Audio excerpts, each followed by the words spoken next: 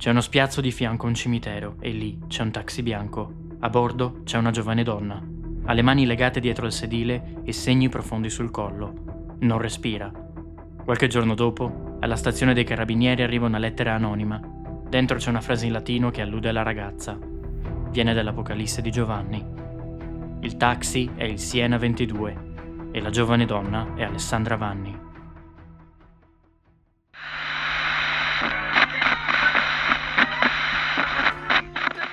Alessandra ha 29 anni, quasi 30. Lavora come centralinista della cooperativa dei tassisti di Siena e da qualche tempo ha ottenuto l'abilitazione alla guida del taxi. A darle una spinta a reinventarsi è stato il divorzio dal marito Stefano Nocini e da allora, ogni tanto, guida il taxi dello zio Onorio.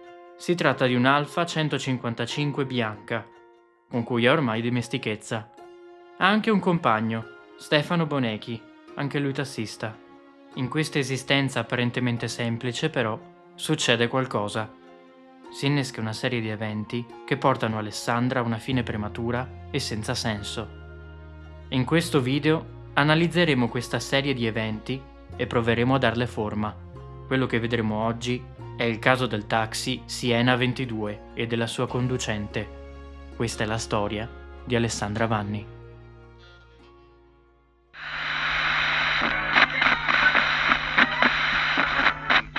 È il 1997 e la pecora Dolly fa parlare di sé come primo caso di clonazione di un mammifero. Il computer Deep Blue sconfigge per la prima volta a scacchi un umano, Garry Kasparov. Il colonialismo britannico muove un altro passo verso il tramonto con la restituzione della sovranità su Hong Kong alla Repubblica Popolare Cinese. È un anno pieno di dilemmi etici e tragedie, sia dolose che naturali. Ma qui, in Italia, almeno fino all'estate, si respira un'aria familiare. Procede tutto come sempre anche nella provincia di Siena, dove Alessandra Vanni ha da poco iniziato a esercitare come tassista. Ha quasi 30 anni e tanta voglia di ricominciare. L'8 agosto 1997 è un venerdì. Alle 14 Alessandra Vanni esce di casa, si reca al consorzio taxi di Siena e comincia il proprio turno di lavoro come centralinista. Qui smista le telefonate dei vari clienti per l'intero pomeriggio. Alle 21 Alessandra dà la buonanotte ai colleghi e inserisce il centralino automatico, lascia la propria postazione e torna a casa per cenare. Il fidanzato Stefano è in turno serale, così alle 10 di sera Alessandra prende le chiavi del taxi Siena 22 dello zio Onorio, che quel giorno è in Ungheria per un gran premio di Formula 1, e si reca a Piazza Matteotti, da dove partono i taxi della città. Alle 22:30 il tassametro del Siena 22 parte e inizia a registrare le corse dei vari passeggeri che si susseguono. La prima porta Alessandra dalla stazione dei treni alla caserma in Piazza d'Armi. A bordo ci sono 2 paracadutisti. La corsa successiva, invece, è con una famiglia di turisti inglesi.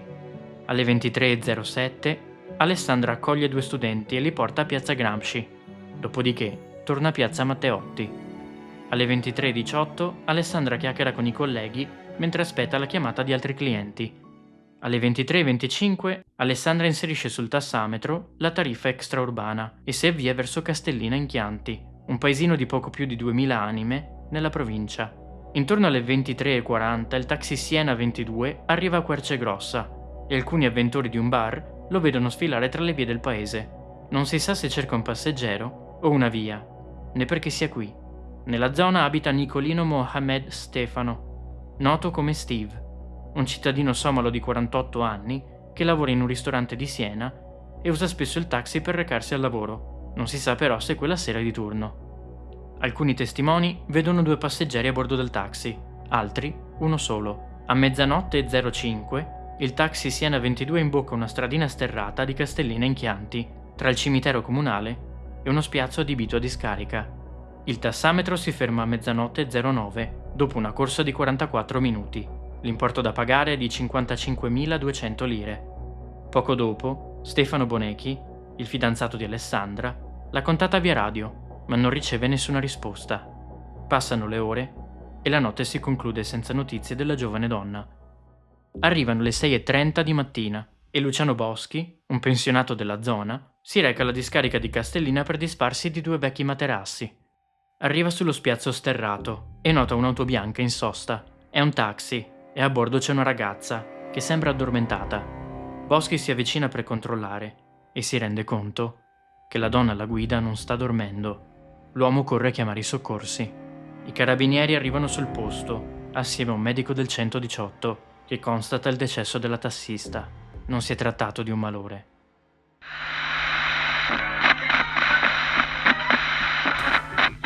Le indagini cominciano subito e le forze dell'ordine effettuano i primi rilievi per constatare le condizioni in cui versa la vittima. Sulla scena del crimine vengono riportati diversi dettagli in modo diverso ed è difficile distinguere le informazioni appurate dalle speculazioni. Il taxi è spento in sosta sulla piazzola adibita a discarica, lontano da quartieri densamente abitati e in aperta campagna. Nel veicolo manca l'incasso della serata, incluse le 55.200 lire dell'ultima corsa. Oggetti personali della vittima, tra cui l'orologio, sono al loro posto.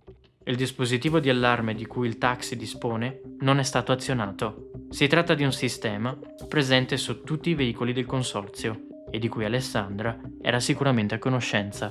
Sul cruscotto, di fianco al corpo, c'è un'impronta.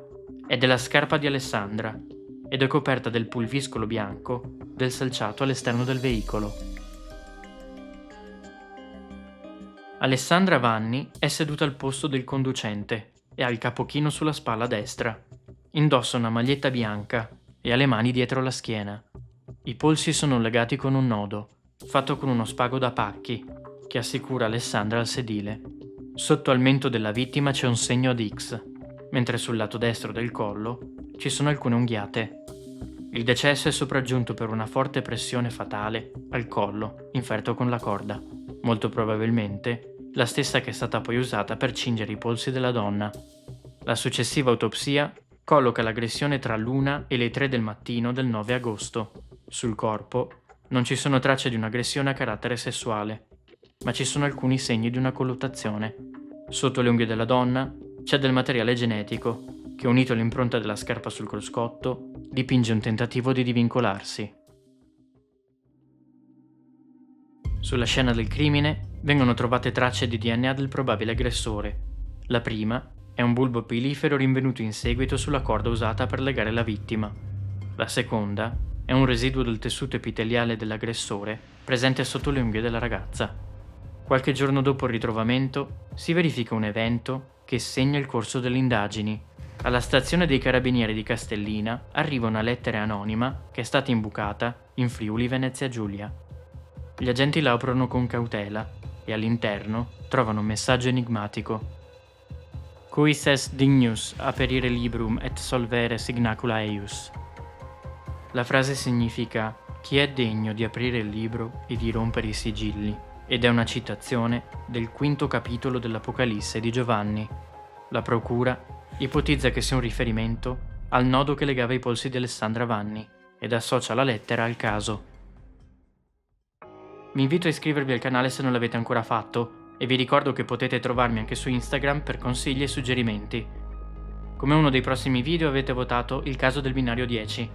Grazie a tutti quelli che hanno partecipato al sondaggio. Tenete un occhio alla sezione community per sondaggi futuri.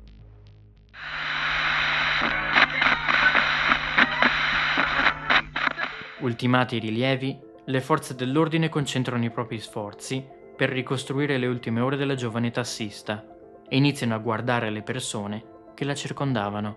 Ben presto vengono formulate delle ipotesi.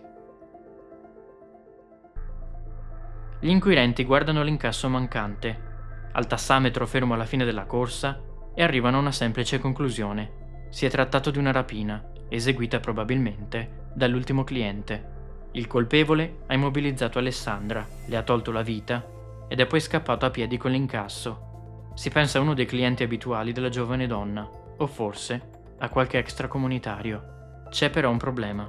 I segni sui polsi di Alessandra parlano chiaro. Sono stati fatti dopo il decesso. La tassista era già priva di vita quando è stata legata. Ecco allora che la rapina andata a male inizia a sembrare qualcos'altro.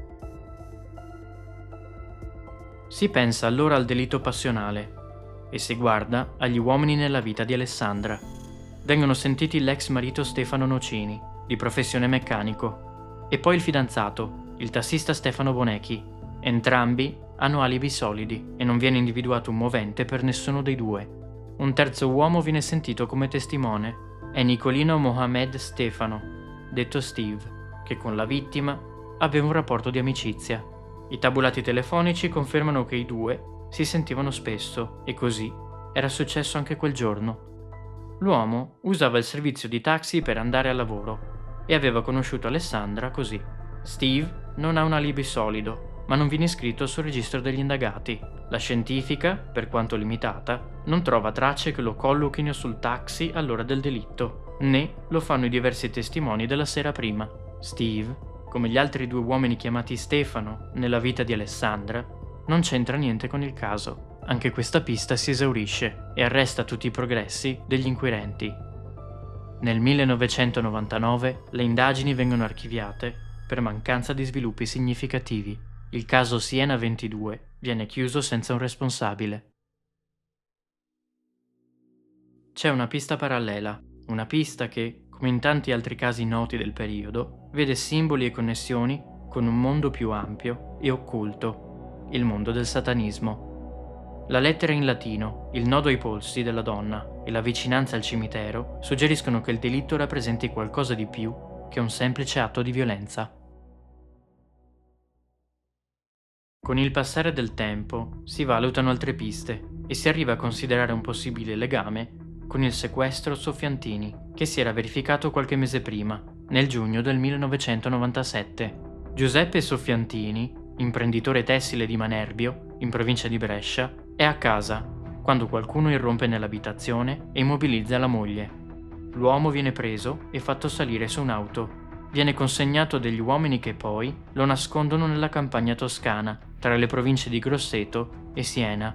L'organizzazione chiede un riscatto. Soffiantini rimane prigioniero per più di 200 giorni, mentre le forze dell'ordine provano invano a rintracciarlo. Nell'agosto del 97 è ancora in prigione nelle campagne toscane. La sua liberazione avviene dietro il pagamento di un riscatto di 4 milioni di dollari americani, ma gli strascichi dell'inchiesta che ne segue non riescono a chiudere tutte le porte aperte dal sequestro. Sembra che dietro all'evento ci fosse un'organizzazione ben più complessa di quella individuata dalle ricostruzioni. Nasce il sospetto che non tutti i responsabili siano stati individuati. Il luogo di prigionia di Soffiantini non era lontano da Castellina in Chianti e sorge quindi il sospetto che Alessandra abbia in qualche modo scoperto qualcosa che non doveva scoprire. Il caso viene riaperto e si indaga in questo senso. Ma ancora una volta non si trova niente. Lo sguardo degli inquirenti allora si posa su un altro caso irrisolto che ha qualcosa a che fare con la zona, quello di Milva Malatesta. Si tratta di una donna che era stata trovata nelle campagne tra Firenze e Siena assieme al figlio di 3 anni. I due erano all'interno dell'auto di lei, una Fiat Panda che era stata data alle fiamme. Qualcuno li aveva aggrediti mentre la Malatesta si stava recando a un appuntamento con l'artigiano Nicola Fanetti, con cui aveva da poco iniziato una relazione. Per il delitto era stato indagato il padre del bambino, ma questi era risultato estraneo ai fatti e assolto. Il caso era rimasto irrisolto. C'è però un dettaglio che aveva reso questa vicenda un po' diversa da tante altre. Tra le relazioni della madre di Milva Malatesta c'è infatti un uomo che sembra connesso ad altre strane storie della zona. È Pietro Pacciani, sospettato di essere il mostro di Firenze. È una coincidenza.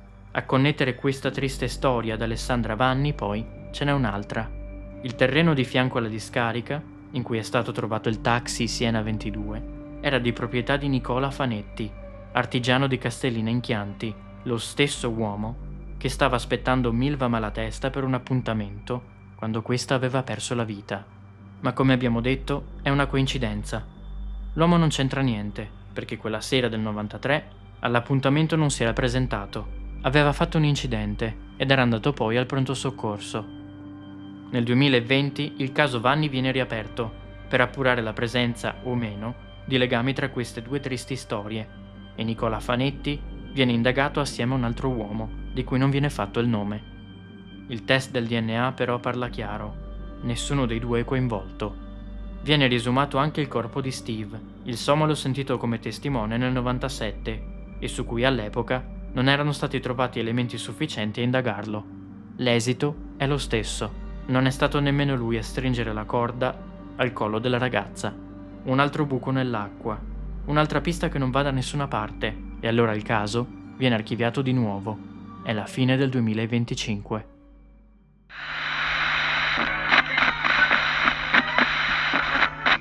È fatto così il caso del taxi Siena 22, di tante piste, suggestioni e coincidenze, che però si fermano un passo prima di diventare concrete.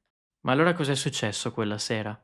Questa è la parte in cui torniamo agli elementi di prova e tentiamo di mettere assieme i pochi pezzi del puzzle di cui disponiamo. Ci sono alcune considerazioni che, alla luce dell'esame della scena del crimine, possiamo fare. La prima è che Alessandra Vanni è stata colta di sorpresa. Il fatto che non abbia azionato il dispositivo di allarme del taxi significa che non ha fatto in tempo, perché travolta da un'azione fulminea. La seconda è che probabilmente conosceva il suo aggressore. Alessandra non era ancora una tassista a tempo pieno, ma come voce del centralino e parte del personale dell'azienda di taxi era il corrente dei rischi del mestiere. Non è quindi verosimile che abbia accettato di accompagnare un estraneo in uno spazio isolato, lontano da un centro abitato, come quello vicino a quel cimitero. C'è una terza considerazione, ovvero che il colpevole è probabilmente l'ultimo passeggero del taxi. Nessuno si è mai fatto avanti dicendo di essere stato portato a Castellina da Alessandra, e questo suggerisce in modo forte che ci sia un motivo. Non poteva farsi incriminare. Passiamo all'abitacolo del taxi. L'impronta sul cruscotto racconta due cose: che Alessandra ha lottato, ha cercato di divincolarsi dalla presa del suo aggressore, ma anche che è uscita dall'auto. L'impronta, infatti, riporta la stessa polvere dello spiazzo della discarica e il tassametro si è fermato circa un'ora prima dell'ora del decesso, stabilita dal medico legale. C'è abbastanza tempo per uscire dall'auto e aspettarne una seconda, o forse fare due chiacchiere all'aria aperta con qualcuno. Questo rende la teoria della rapina e del crimine d'opportunità ancora meno verosimile. Passiamo al nodo con cui sono stati legati i polsi della tassista.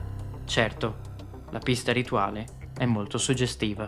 È stata suggerita in tanti altri casi, dai presunti mostri del Modenese, affrontati anche nel podcast Veleno di Pablo Trincia, e in casi più famosi, come il mostro di Firenze, il cimitero, il nodo rituale e la lettera in latino.